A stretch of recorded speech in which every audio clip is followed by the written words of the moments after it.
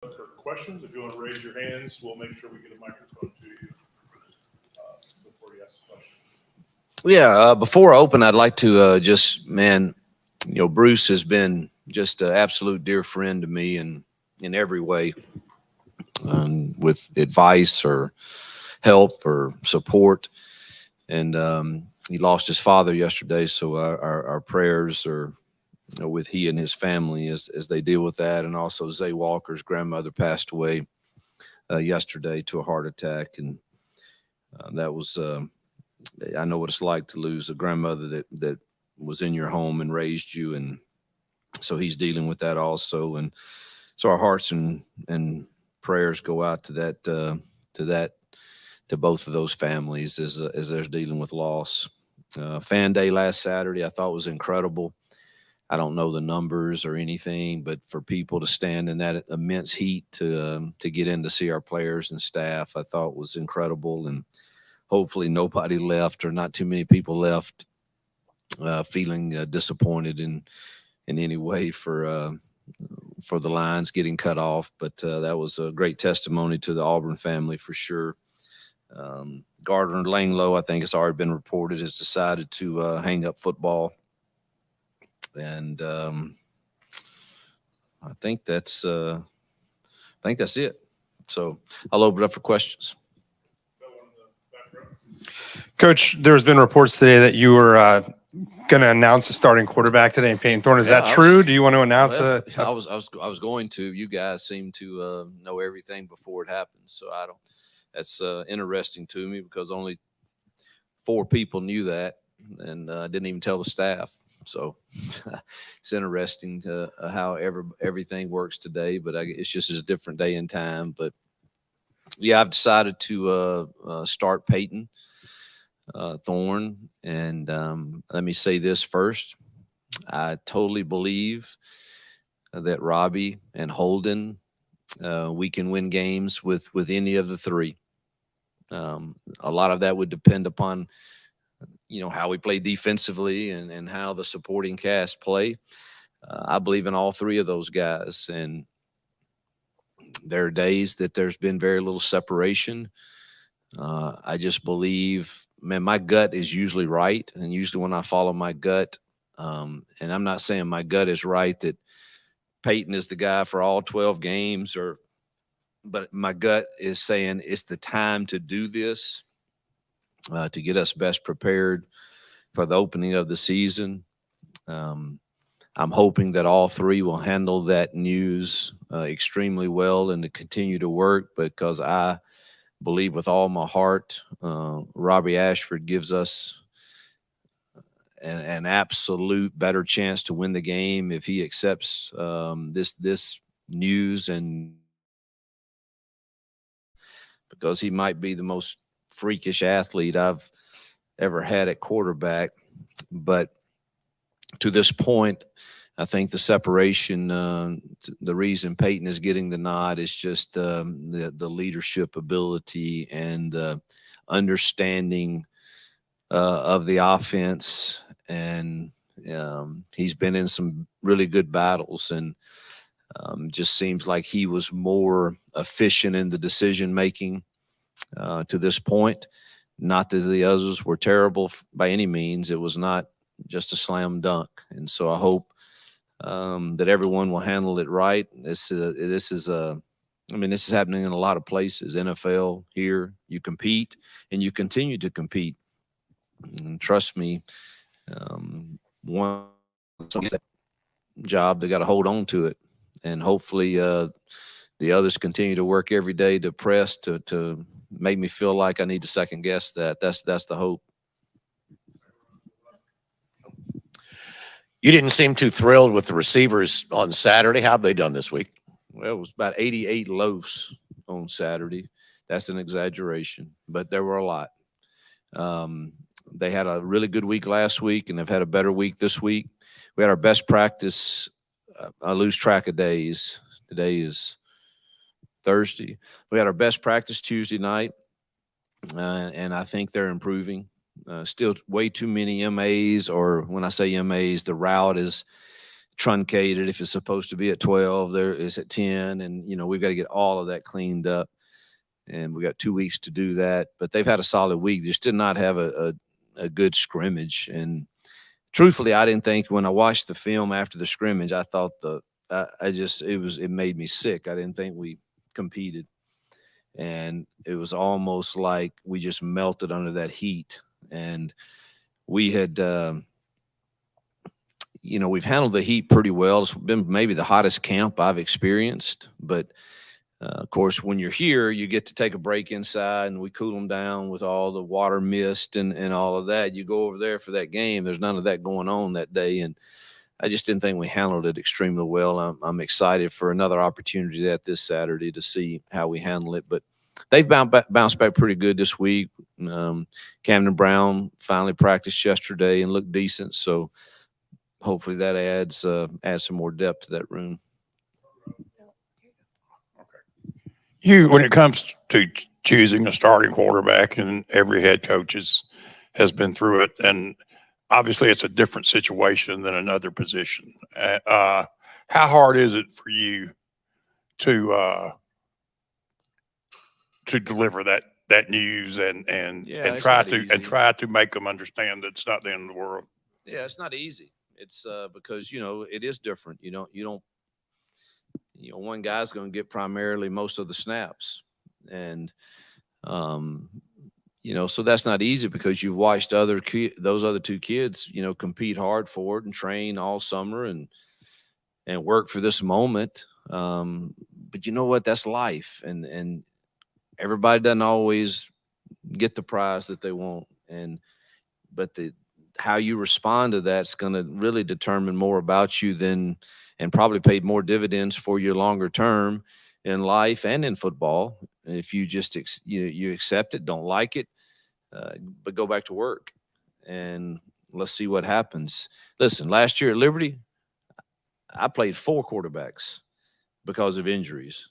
We lost our start of the first series of the first game to a broken hand. You put another one in there, he gets hurt, and you're down to number 3. And there was one game I had to play number 4.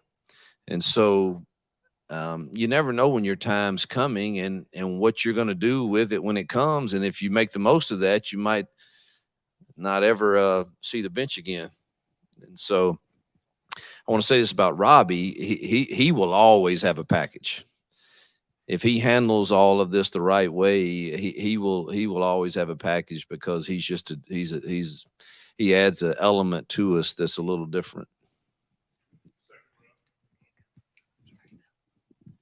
Coach, after the scrimmage on Saturday, you were talking about you thought you had made up your mind and then you had to kind of rethink it after the scrimmage. So what was the process of going from that point where you may have had 2 or 3 quarterbacks on your mind to narrowing down to 1 now? Well, no, I really felt like it was Payton going into that scrimmage. And then in the scrimmage, I thought he pressed too much and I didn't like that. And I can't have a guy that, and I think that's one of the reasons I'm at this point is I want to see what he does now. All right.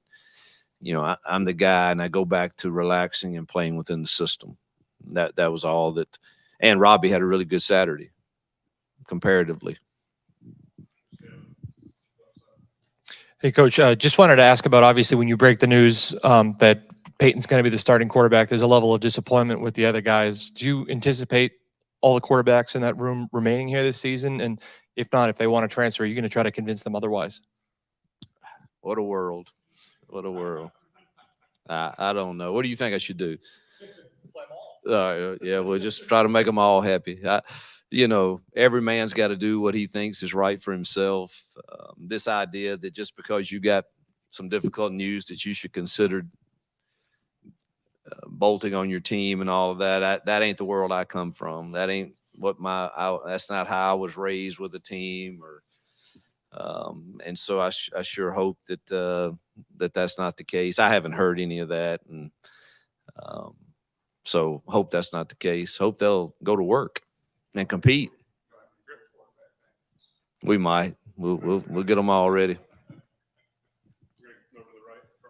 You and a lot of other people on the staff have talked a lot this fall about what you said, Payton Thorne absorbing the offense and kind of having a good understanding of it. How have you seen that evolve maybe from day one of camp to where you are now, where you're comfortable with naming him the starter? Well, that's the guy's in here all the time.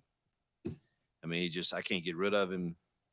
And he wants to know the ins and outs of everything I'm thinking or Philip's thinking on every aspect of our passing game, our run game. And he's a pro at it, at knowing how to prepare. And that gives you a comfort level that you just know, you feel like he's going to have the right mindset and have the understanding of the game plan for sure. And hopefully the others will also, but pretty confident he is by the way he approaches every day.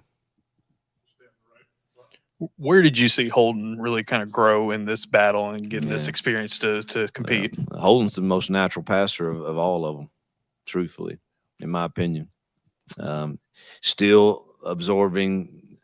There's a lot of times he's not made the right decision, maybe in the RPO game or in his reads or again the protection set the right way. But he's just a young kid, but he's got a bright future, and there's no doubt in my mind.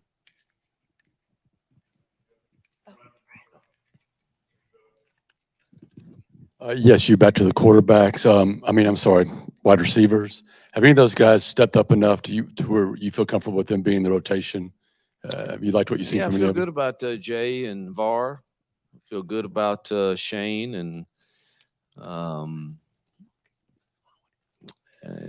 Amari and gosh, I won't forget somebody. Camden's been hurt, so it's really, yesterday was really his first practice since I've been here, so it's really hard for me to get an accurate evaluation there. Shorter will be in the rotation to give us some bigger bodies. Nick, I'd say outside right now, if you had to say, those four big guys are probably in the rotation along with those slot guys, and Caleb Burton in the slot also, those three guys, but that's the ones that's gotten most of the reps. Malcolm's been hurt, and so has Coy, and so has Camden, and so it's but those guys are going to have to be in the rotation for sure. With the quarterback position pretty much settled, at least going into the scrimmage, what other positions are up for grabs? What are the competitions that you're looking at this Saturday?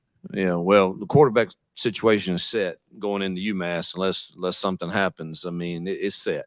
It's done. And he'll get all the reps with the ones, and Robbie will get most of the reps with the twos.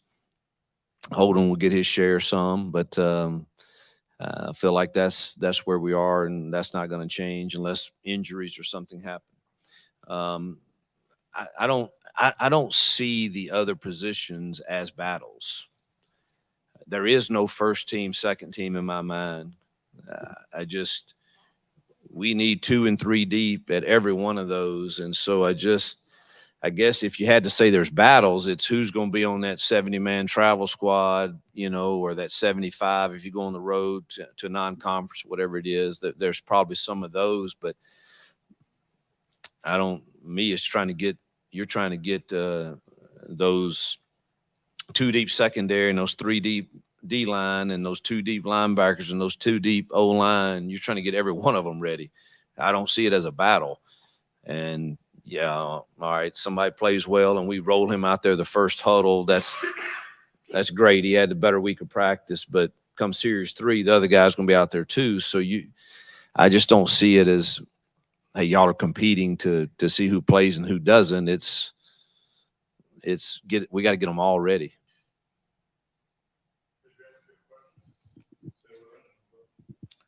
You've had multiple media viewing opportunities this preseason. What's your theory on that? What's your thought process, and how has that evolved over the years? Say that one more time. Having media viewing windows. Viewing practice. Well, I'm gonna cut all of you off if you post videos of our team again. Whoever that was, I don't know who it was. Don't care, and I'm not mad at you, but just man, no videos. Maybe that's just crazy. Y'all can do pictures and stuff, but man, just don't shoot videos. I was going to actually tell y'all can stay a little longer today if you want to. Just no videos, and maybe we're just all paranoid as coaches too much. But when the season starts, it will be quite different. I just think there's too much going on and you guys are so aggressive with having your stories out there, and man, I can appreciate that. I can. You're into what you do, and you want to be good at it, and I get that. So there's a fine line for me of how do I balance the respect I have for the job you guys do and protecting our kids and our team the most we can. I don't know where that line is. I told Kirk the other day, I think every week could be a little different. For what we see media's availability to be and all of that. So I don't know if I answered your question, but Go to the right side. Hugh, I think we've all seen the recent news with the Michael Orr situation. Obviously, we know your connections to it. yeah. Have you spoken to either the Tuohys or Michael?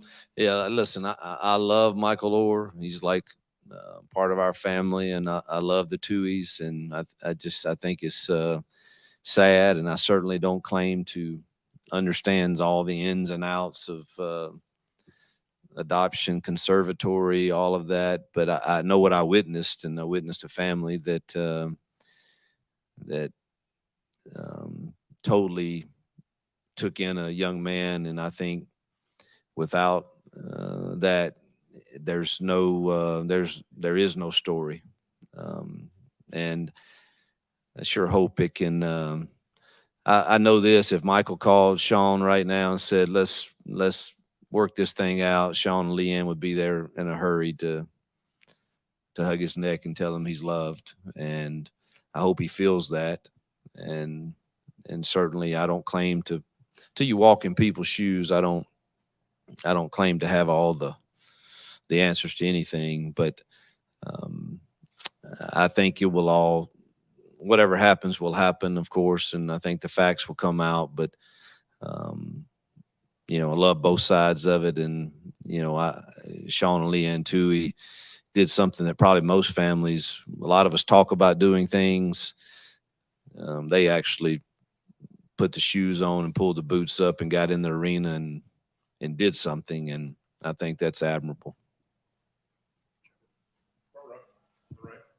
Hugh, you mentioned putting together packages for Robbie. Do you have experience in your career with that kind of thing? Athletics, quarterbacks. Bo Wallace was a starter. Barry Brunetti was a dude that added a lot to us. And so, I did that there. Arkansas State, my first year, had a similar deal. It was different, but similar. I mean, Ryan Applin was definitely our quarterback. We had another young man that was more of a power guy that I used for short yardage situations. Robbie's certainly like that. I mean, Robbie's not just a runner; he's a dynamic runner. But he can throw certain things. He throws better, and hopefully his consistency in that will continue to improve to where whatever package it is in, they have to respect the pass off of it also. You talked about the heat being an issue in the scrimmage last Saturday. In 2 weeks, you play at 2:30 in the afternoon. How do you prepare for that? Well, that's a whole different deal. You're only playing 11 of your guys at one time, and the others over under the fans and being cool. And hopefully we have a few 8-9 play drives where the defense is resting. And so I think that's totally different. And obviously we'll have 80 people that are able to play or so that game, and you're able to rotate bodies instead of just putting 22 years out there constantly and then the next 22. And so I think that's totally different. We'll be prepared for that. I don't have any worries about that. I hope it's hot actually that day. I hope it's real hot, except for the fans. I don't want the fans, but it'd be fine for me if it's hot that day. Coach, Auburn's had some good receivers over the years. I don't think they've had like a dynamic stud receiver in a long time. What in your mind goes into putting into having a receiver that can go up and change football games as a playmaker? Yeah, we desperately have got to get to that point. I mean, I don't know when the last time Auburn had a 1,000-yard receiver. I don't, and it's been over a decade, I would think, and that's shocking to me. And I've had very few years where I didn't have one that was at least close to 1,000, if not over 1,000. And, even at Liberty the last 2 years, we had Antonio Gandy Golden who went over, and then Mario Douglas, who, by the way, is killing it with the Patriots right now. And I hope every recruit that I'm recruiting for receiver is listening to me. We've got to change that here, and you got to change it through recruiting. And those receivers are a priority for us that are coming into the 24 and 25 class.